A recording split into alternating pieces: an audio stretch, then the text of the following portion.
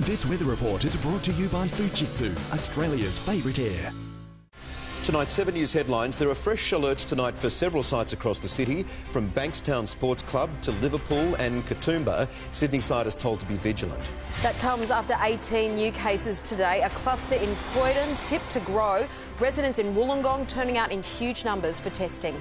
The outbreak has seen authorities reimpose restrictions ahead of New Year's Eve, a limit on numbers for indoor and outdoor celebrations.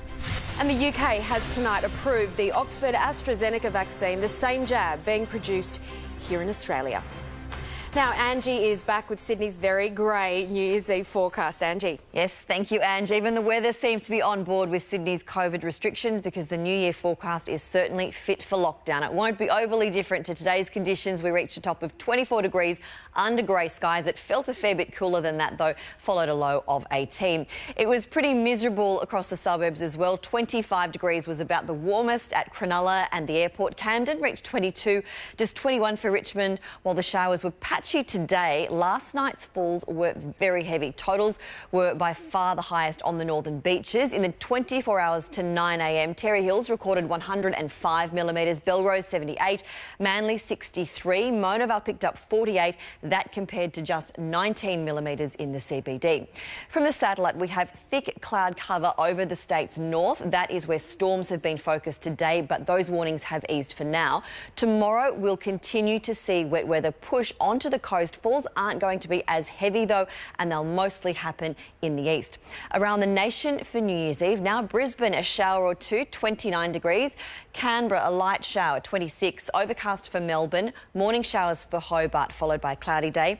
So the best fireworks weather will be in Adelaide and Perth, where we can expect clear skies. Around the state, more showers on the coast, about 5 to 15 millimetres from Port Macquarie north, closer to 5 to 10 for Newcastle, then the south coast lighter again, just a couple of millimetres.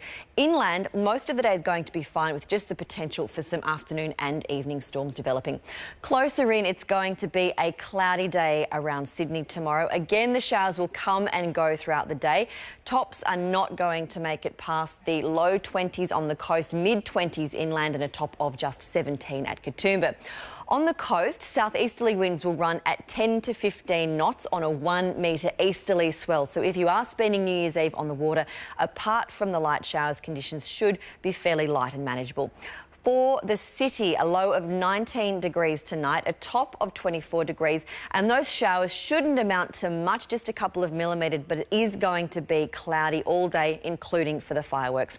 To the week ahead, New Year's Day on Friday will also be overcast with showers, and that sets the tone for the first week of 2021 as well. Not much variety here. Totals are going to be fairly persistent in just a couple of millimetre range, so unfortunately not the best news for New Year's Eve, guys. It's probably about appropriate for the end of this kind of year, Angie. Yep, well said. Exactly.